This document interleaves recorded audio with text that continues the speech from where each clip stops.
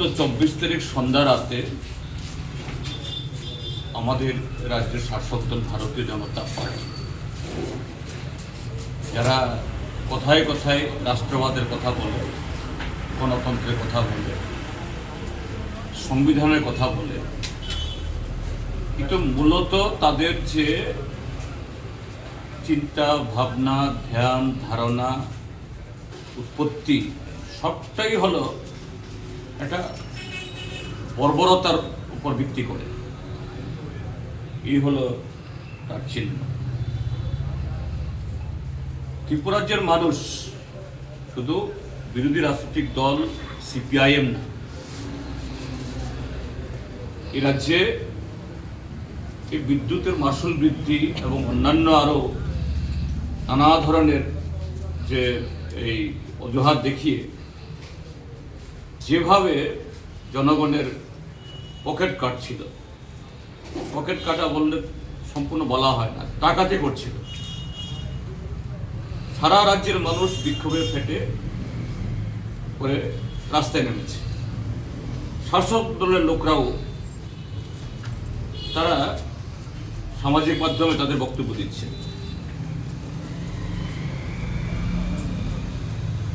কোনো রকমে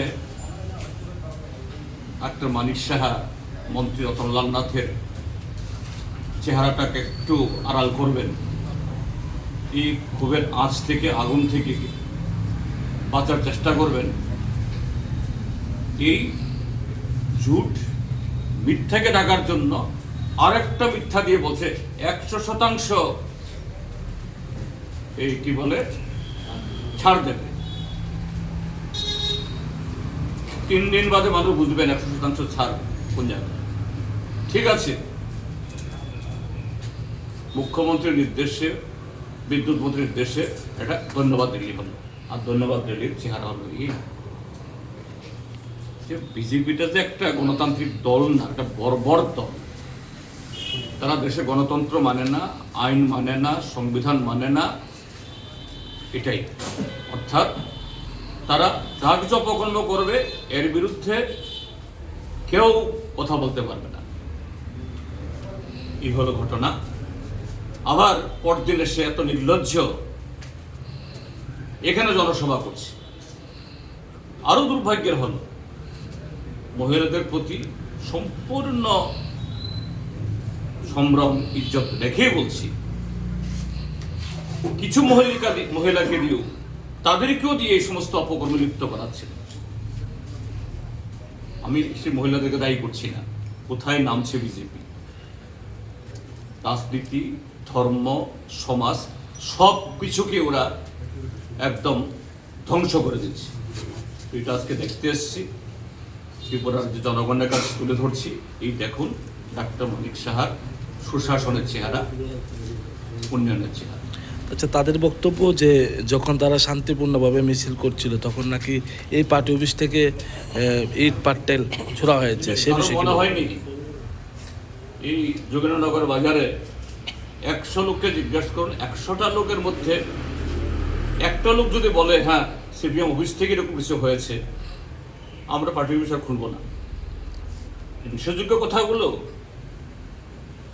আবার 2জন নিরীহ লোককে মাথাটা ফাটিয়ে ব্যান্ডেজ বেঁধে হসপিটালে বসিয়ে রেখে দিয়েছে, তাকে জিজ্ঞেস করলে তো পাওয়া যাবে। এই সমস্ত বস্তা পচা নাহা মিথ্যা কথা কেউ বিশ্বাস করে না। এখন পর্যন্ত কতবার আক্রান্ত হয়েছে এই অফিসটা? 10 বার।